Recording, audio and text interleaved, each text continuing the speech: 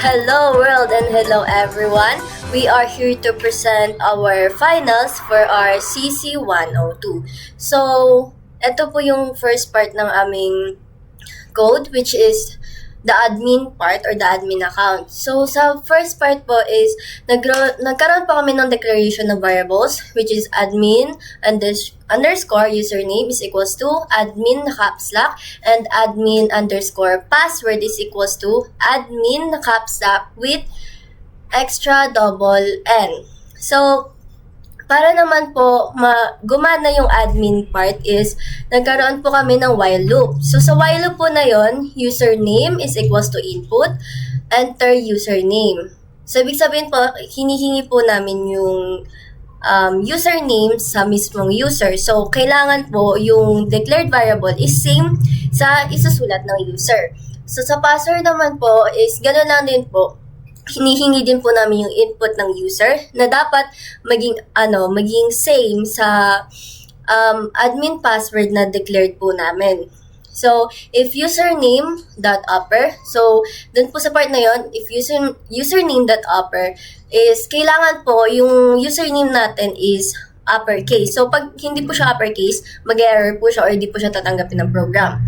Admin username and password.upper, ganun din po sa password, hindi din po tatanggapin ng ating program kung hindi po siya uppercase, is equals to admin password. So, kapag po yung username natin na caps lock at password natin na caps lock from the user or yung input ng user ay similar or identical sa dineclare nating variables is tatanggapin po siya. So, makakapag-login po yung admin. So, ang ipiprint po nun after nun is welcome admin. Ang else condition naman po is print invalid username or password. Please try again. So, ibig sabihin po, it's either yung username natin is hindi admin or hindi po naka-caps lock, or dun sa password naman po kulang yung N or hindi din po naka-caps lock. Sa attempts naman po, nagkaroon din po tayo ng mga loop or if statements. So, attempts naman po, hanggang 3 lang po. So, after ng 3 attempts, magiging limited na po yun or masastop na po yung program at magpiprint po tayo ng 2 many attempts. Sorry, bye-bye. So, after nun, mag-close na po yung program. So, hindi po makakapag-enroll. Para naman po sa course enrollment status, for C or the course, count and course count.items, print C, count over enrolled. So, para naman po sa part na to, ito po yung mag-state kung nakakailan na po enrollees yung per course. So, hanggang 3 lang po yung maximum enrollees natin. So, dito natin mananavigate kung nakailan na po ba tayo sa isang course. Kunwari, BSIT, nakadalawa na po tayo. So, the next nun, may inform yung admin natin na isa na lang yung pwedeng mag-enroll para sa BSIT. So, next is another equals input. Do you want to enroll another student? Y or N. If another is not equal to Y, print thank you, enrollment ended. Tapos mag-exit na po. So, dito sa part na to, tatanungin natin yung admin kung gusto pa po ba niya na mag-enroll pa ng isa pang student.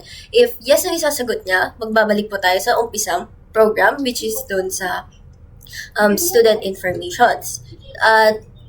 If and po or hindi po equal sa Y, or opposite ng Y yung isasagot natin is mag-e-end na po yung mismong program. So, yun na po yung katapusan ng pag-e-enroll ni admin. Then, magka-close na po yung program natin. Hindi na po siya pwedeng mag-enroll pa ng isa pang student since nag-no na po siya sa tanong ng ating program. So, yun lang po yung aming final exam for our CC 102. Thank you. Next po is student enrollment system. Dito po is makikita natin yung courses. Meron po tayong 4 courses na given, which is BSIT na merong 220 pesos per unit, BSFT na merong 225 pesos per unit, BSGE na may 300 pesos per unit, and BSA VEN na merong 245 pesos per unit.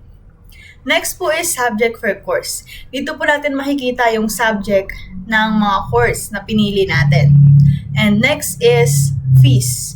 Ito naman po yung mga bayarin na meron kada subject. Meron po dito miscellaneous fee na merong 5,200, transaction fee na merong 250 pesos, laboratory fee na may merong 500 pesos, ID fee na may 100 pesos, library fee na may 300 pesos, and last is internet fee na merong 200 pesos. So meron po tayong course count, which is yung ating 4 courses na may BSIT, BSFT, BSGE, BSA Ben. So, yun lamang po yung nilalaman ng ating student enrollment system. So, given na po ito, binigay na po ito ni Sir sa ating G-class. Para po sa part ng student information input, nag-declare lang po ako ng variables na mag-hold ng information ng student, kagaya ng last name, first name, and middle name ni student. Bawat lines ay may corresponding information na kailangang i-input, and kapag na-input na, i-store na nito yung info. For this part naman po, i-input yung course na pinili. Mamimili lang sila sa BSIT, BSFT, BSGE, and BSA Ben. Kung yung course po na napili nila ay nandoon sa pamimilian, magko-continue na siyang i-accept si student, pero kapag ang course na napili ay na-reach na yung limit, which is 3 students per course, magpiprint po yung yung code po. Magpiprint po ng limit reach for that certain course, and pamimiliin po yung student ng iba pang course na available or yung nasa choices po, bukod sa course na na-reach na yung limit. Kung ang course naman na napili ay wala sa choices, lalabas po yung invalid course and please try again. In this part, so we will print the subject selection. So the first one is the selected subjects. In the selected subject parts, so it's a blank part, so it will vary depending to the student's choices of subjects. The next one is the total units, and it's now input in 0 because it will also vary depending on what subject the student will choose.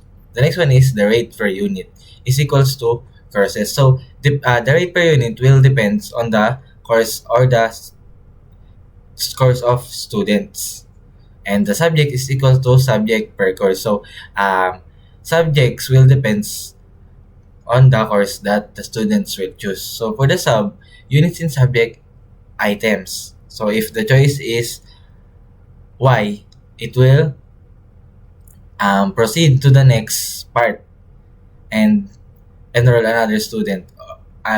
If not, N, it will skip to another part. So the tuition fee is equals to total units times rate per unit. So the tuition fee is and will vary depending on the units that the student chose, and the miscellaneous fee is equals to sum of the fees, and the miscellaneous fees will include the ID, the books, etc. So the total fee is equals to tuition fee plus the miscellaneous fee, and it will also vary depending on the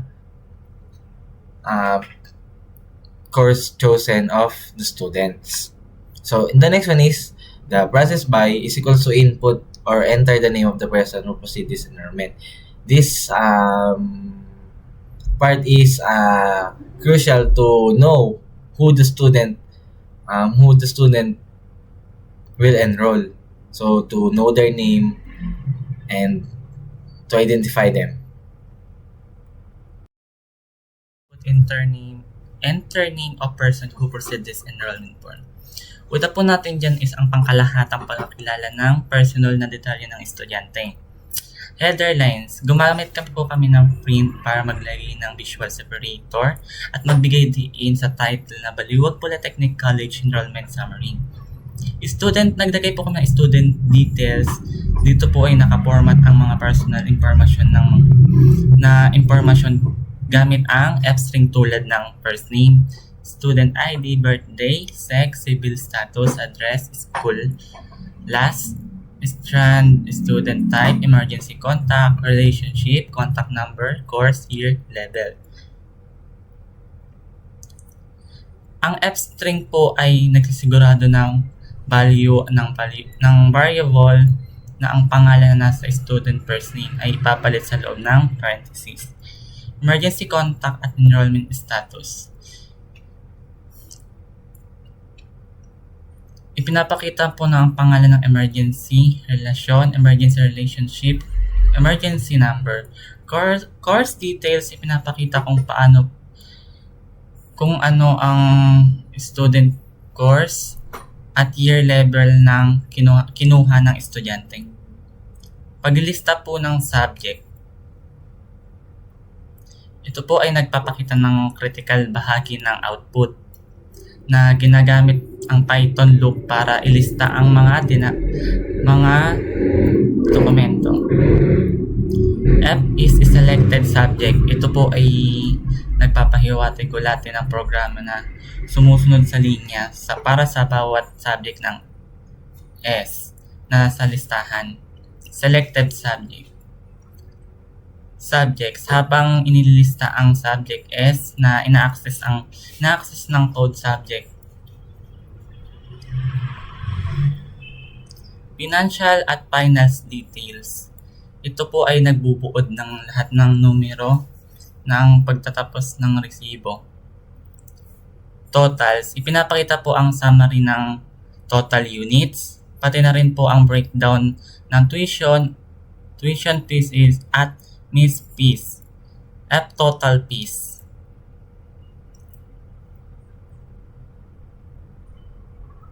Metadata, ipinapakita po ang huling impormasyon na mahalaga para sa record keeping. At date enrolled, date time, date to day. Ginagamit ang date time module para sa auto na ilagay ang kasalukuyang araw.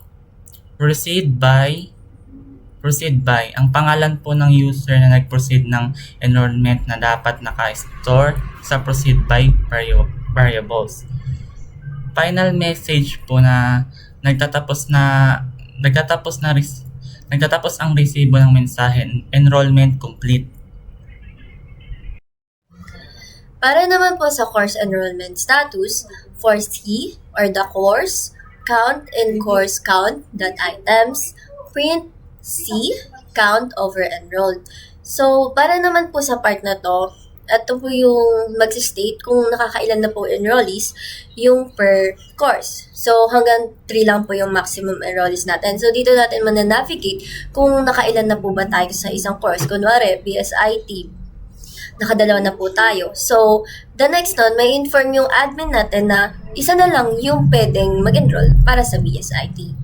So, next is another equals input. Do you want to enroll another student? Y or N? If another is not equal to Y, print thank you, enrollment ended. Tapos mag-exit na po. So, dito sa part na to, tatanungin natin yung admin kung gusto pa po ba niya na mag-enroll pa ng isa pang student. If yes ang isasagot niya, magbabalik po tayo sa umpisang program, which is dun sa student informations. If N po or hindi po equal sa Y, or opposite ng Y yung isasagot natin, is mag-e-end na po yung mismong program. So, yun na po yung katapusan ng pag-e-enroll ni admin. Then, magka-close na po yung program natin. Hindi na po siya pwedeng mag-enroll pa ng isa pang student since nag-no na po siya sa tanong ng ating program. So, yun lang po yung aming final exam for our CC 102. Thank you.